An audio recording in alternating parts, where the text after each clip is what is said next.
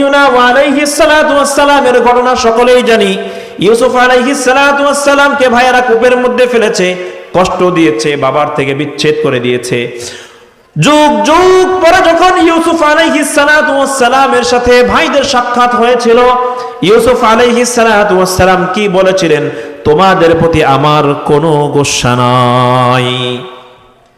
তায়েফের ময়দানে রাসূলুল্লাহ সাল্লাল্লাহু আলাইহি ওয়াসাল্লামকে রক্তাক্ত করে ফেলেছিল কাফিররা, মুশরিকরা। আল্লাহর রাসূল সাল্লাল্লাহু আলাইহি ওয়াসাল্লামের কাছে আযাবের ফেরেশতা নাজিল হয়ে গিয়েছে। রাহমাতুল লিল আলামিন কি বললেন? আমি তো জগৎবাসীর জন্য রহমত স্বরূপ প্রেরিত হয়েছি, আমি এদের জন্য বদদুআ করব না। মাফ করে দিলেন উম্মতকে। তো আমরা তো সেই নবীর উম্মত যে নবী ক্ষমা করে দিয়েছেন, যে নবীর সাহাবীরা ক্ষমা করে দিয়েছেন। সমস্ত নবীদের গুনাহগুণ ছিল ক্ষমা করে দেওয়া। আমরা সেই নবীর উম্মত হয়ে যদি আমার ভিতরে ক্ষমার গুণ অর্জন না করতে পারি, তাহলে আমার জন্য মুত্তাকি হওয়া সম্ভব না।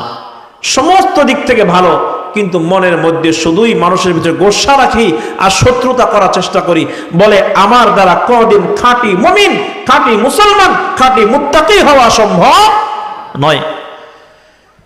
এবার রাসূলুল্লাহ সাল্লাল্লাহু আলাইহি ওয়াসাল্লাম বলেন 4 নাম্বার, ওয়ালা তাদাবারু, তুমি কারো থেকে মুখ ফিরিয়ে নিও না। তোমার প্রতি একজন বড় আশান্বিত ভাই, আপনি আমার এই উপকারটা করেন, আপনারও এই সামর্থ্য আছে তার উপকারটা করার মতো, কিন্তু এখন আপনি উপকার করার মতো সক্ষমতা থাকা সত্ত্বেও যদি মুখ ফিরিয়ে নেন, ওই ব্যক্তি নিরাশ হয়ে যাবে, ওই ব্যক্তি নিরাশ হয়ে যাবে। অন্য কোনো জালেমের জুলুম থেকে বাঁচার জন্য হয়তো বা আপনার দ্বারস্থ হয়েছিল, আপনি যদি তার থেকে মুখ ফিরিয়ে নেন, যদি তার থেকে মুখ ঘুরিয়ে নেন, ওই ব্যক্তি মনে বড় কষ্ট পাবে। আর কোন মুমিনের হৃদয়ে কষ্ট দিয়ে আমি মুত্তাকি হতে পারবো না।